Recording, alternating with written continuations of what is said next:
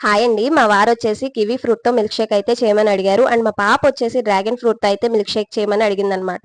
So, ఒక తల్లిగా నేను ఫస్ట్ ప్రయారిటీ నా పిల్లలకే ఇస్తాను కదా! అందుకే మా పాప అడిగిందయితే నేను ఫస్ట్ చేస్తున్నాను.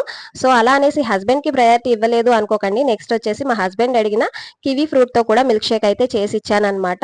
సో, దీనికోసం అయితే నేను ఒక డ్రాగన్ ఫ్రూట్ అయితే తీసుకున్నానండి. చిన్న చిన్న పీసెస్‌గా కట్ చేసుకొని, అందులో ఒక కప్పు షుగరు, అలాగే ఒక కప్పు పాలు, ఒక 2, 3 ఐస్ క్యూబ్స్ తీసుకొని మిక్సీ చేసుకుంటున్నాను. సో, ఈ బ్యూటిఫుల్ జ్యువెలరీ వచ్చేసి నేను జ్యువెలరీ బై గాయత్రి అనే ఇన్‌స్టా పేజ్‌లో అయితే తీసుకున్నానండి. వీళ్ళ దగ్గర ఇంకా చాలా మంచి మంచి కలెక్షన్స్ అయితే ఉన్నాయి. With high quality and lowest ప్రైజెస్‌తో. సో, నాకైతే జ్యువెలరీ చాలా నచ్చిందండి.